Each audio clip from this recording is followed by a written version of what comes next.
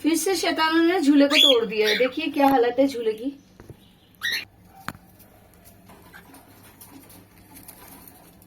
सुबह के 10:30 तो बज चुके हैं और हम भी रेडी है रीमा के घर जाने के लिए।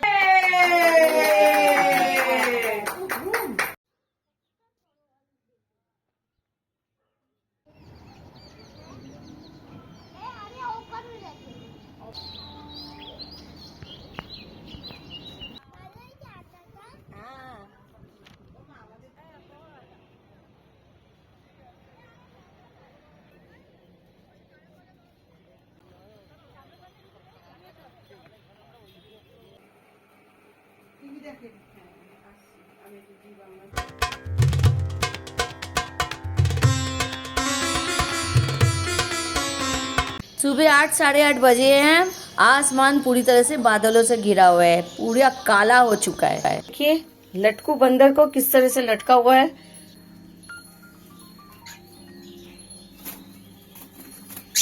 गुड मॉर्निंग दोस्तों, एक बार फिर से रूपाली जिंदगी में आप सभी का स्वागत है।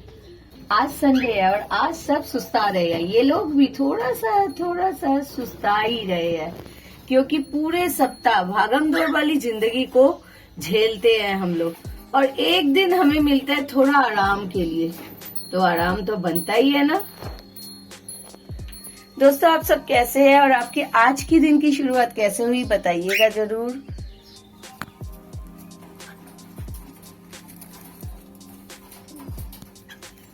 इनकी प्यार मोहब्बत की बातें कब दुश्मनी में बदल जाती है पता नहीं चलता। चलिए चाय पीते पीते वेदर का आनंद ही लेते हैं। मेरे यहाँ एक छोटी सी गुलाब, अरे फूल भी बहुत सुंदर खिला है। फिर से शैतानों ने झूले को तोड़ दिया है। देखिए क्या हालत है झूले की। और इसे लेकर ही ये उत्पात किए जा रहे हैं।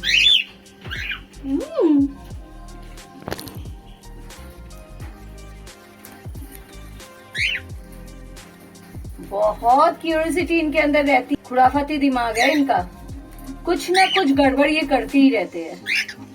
हर चीज को ये अपनी चोंच से देखते हैं, परखते हैं। देखिए मेरे मोबाइल को मैं यहाँ लगाया है, मैंने मेरे मोबाइल को ये खाने लगा। इस चीज मुन्नू को और कोई काम नहीं है। सुबह के 10:30 तो बज चुके हैं और हम भी रेडी है रीमा के घर जाने के लिए। चलिए चलते हैं रीमा के घर। काम मैंने सब कुछ निपटा लिया, क्योंकि बाबा और उसके पापा तो जा नहीं रहे, इसलिए खाना मैं बनाकर जा रही हूँ। चलिए आप भी हमारे साथ चलिए बाहर की सिनारियों का आनंद उठाने के लिए। चल तो पड़िए। जैसे ही निकले सुबह तो पूरी तरह से बादल छाए हुए थे, लेकिन अभी कितनी धूप है, तेज धूप। ऐसे हमें निकलते निकलते भी थोड़ी देर हो गई है। चलिए दोस्तों निकल तो पड़िए। गली से बाहर निकले तो देखा रायपाला में कुछ प्रोग्राम चल रहा है, लेकिन मुझे देखने का मौका ही नहीं मिला, क्योंकि हमारी रिक्शा हमारे लिए इंतजार कर रही थी। फिर हम दमदम स्टेशन में पहुंचे। छोटा सा बच्चा जा रहा अपनी मम्मी पापा का हाथ पकड़े हुए, और प्यारा बागान में कुछ प्रोग्राम चल रहा था जहाँ पर क्रिकेट मैच हो रहा था, तो वहाँ पर आपसी लड़ाई भी शुरू हो गई थी, जिसे हम एंजॉय करते हुए जा रहे थे। चलिए दमदम स्टेशन तो पहुँच चुके हैं।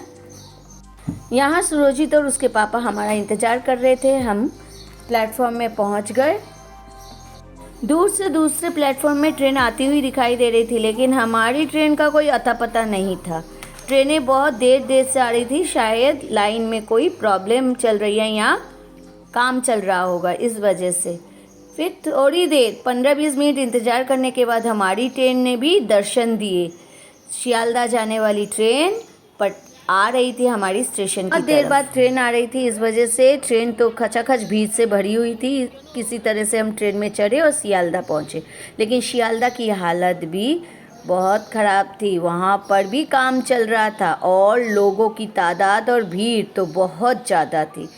फिर हम लोग दूसरे स्टेशन पर पहुँचे, जहाँ से हमें अपने गंतव्य तक जाने का ट्रेन पकड़ना था। थोड़ी देर बाद हम अपने गंतव्य के ट्रेन में चढ़ गए, जो खाली थी, लेकिन स्टेशनों में ये बढ़ती जा रही थी। हमारी ट्रेन भी छूट चुकी थी और रास्ते का नज़ारा लेते हुए हम भी ट्रेन का सफ़र कर रहे थे। बहुत सारे पेड़ पौधे यहाँ दिखे, जैसे मानो लग रहा हो हम शहर की दुनिया को छोड़कर गांव में पहुँच गए हैं।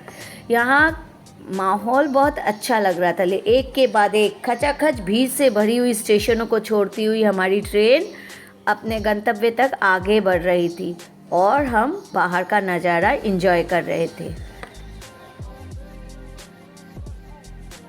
पहुँच तो गए अपने गंतव्य के स्टेशन पर, लेकिन यहाँ पर देखिए गुलाबी पिंजरे में ये जो पक्षी है कितने सुंदर लग रहे हैं। आसमान पूरी तरह से साफ है और धूप बहुत तेज है, जिससे हमें रास्ते आगे चलने में भी तकलीफ हो रही थी। स्टेशन को क्रॉस करते हुए हम जब आगे बढ़ रहे थे तो रास्ते में हमें वो मकान भी दिखा जहाँ रीमा की रिसेप्शन हुआ था। यहाँ को क्रॉस करके हम आगे बढ़ रहे थे और रीमा के फ्लैट तक पहुँच गए। यहाँ रीमा का केक कितने सुंदर तरीके से सजाया हुआ है, ऊपर स्ट्रॉबेरी और ब्लूबेरी से भरा हुआ है। केक तो दिखने में बहुत ही सुंदर लग रहा था। रीमा ने खूब बहुत सुंदर आयोजन भी किया था।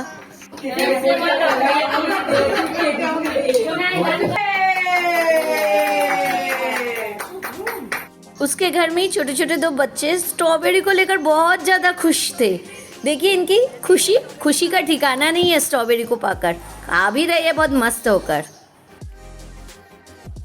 शाम के 4-4:30 बजे जब हम छत पर चढ़े तो सूरज अपनी अंतिम छटा बिखेर रही थी और कोयल की कूक वातावरण को कितना मनमोहक बना रहा था।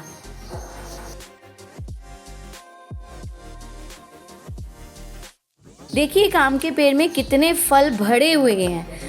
छोटे आम के फल भरे हुए हैं इसमें। थोड़ी देर मैंने भी सूरज के साथ अपनी फोटो खींची। देखिए बादलों के बीच में सूरज किस तरह से छिप रहा है। सूर्यास्त का समय सचमुच बहुत ही सुंदर लगता है। पानी की टंकी के ऊपर कौवों का एक जोड़ा बैठा हुआ है, कितना अच्छा लग रहा है ये भी देखने में। के पाइप के ऊपर बैठा हुआ दोयल पक्षी किस तरह से गाना गा रहा है और दूर तक इसकी आवाज़ गूंज रही है। फिर इसे प्यास लगी तो ये नीचे उतरा और पानी पीने लगा, क्योंकि उसी छत में नीचे पानी की भी व्यवस्था की गई थी। ये बहुत ही अच्छी व्यवस्था है।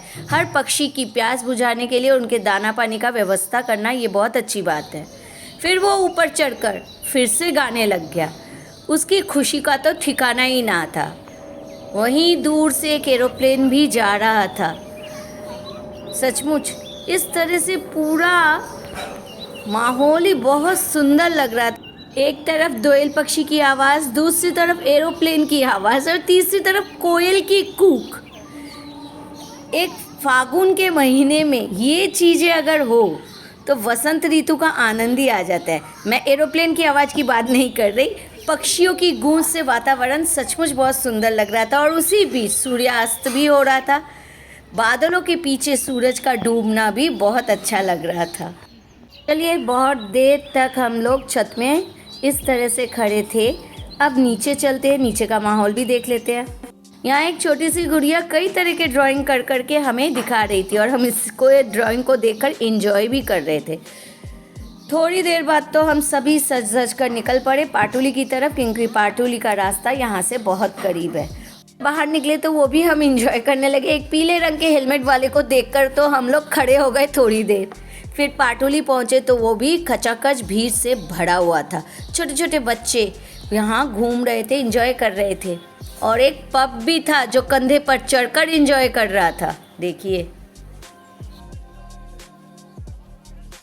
फूड कॉर्नर में तो पैर रखने की भी जगह नहीं थी। यहाँ से हम नचिकेता टी सेंटर पर जाना चाहते थे, पर बहुत भीड़ की वजह से जाने में देर हो रहा था। यहाँ आकर नचिकेता टी सेंटर में हम लोगों ने मलाई चाय पी, माहौल को एंजॉय भी कर रहे थे। इतनी भीड़, कितने लोग यहाँ आते हैं। यहाँ कोलकाता की पूरी झलक दिख जाती है, पूरी झांकी बनी हुई है। यहाँ दक्षिणेश्वर मंदिर से लेकर दुर्गा की प्रतिमा, हावड़ा ब्रिज, सब कुछ। और यहाँ पर ये देखिए एक टेडी जैसा दिख रहा है पीले रंग का, वो तो सब बच्चों बूढ़े सभी इसे एंजॉय कर रहे थे, देखकर हंस भी रहे थे और ये दूसरों को हंसा भी रहा था। एक लड़के को तो इसने गोदी में ही उठा लिया था।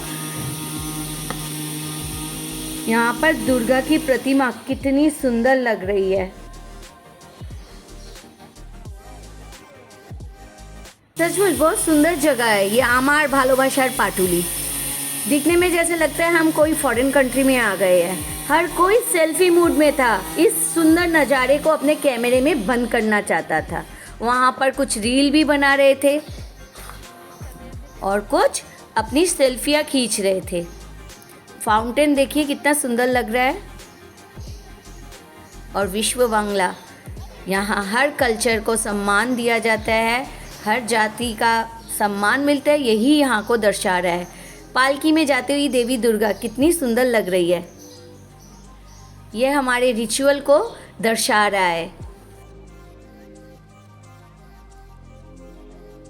देखिए ये माँ की मूर्ति कितनी सुंदर अनुपम है।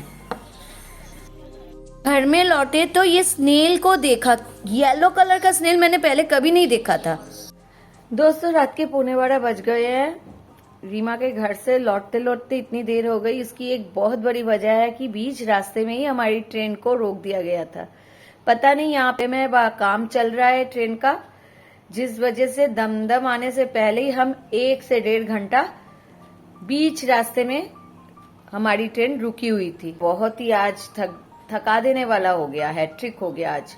11 बजे के करीब हम घर पहुंचे, फिर फ्रेश होना खाना पीना सब करके अभी मैं फ्री हुई हूँ। आई होप दोस्तों आज का व्लॉग भी आप सभी को अच्छा लगा होगा। तो आप लाइक शेयर और सब्सक्राइब जरूर कीजिएगा, बेल आइकन जरूर दबाइए जिससे नया नोटिफिकेशन आप तक पहुंच जाए।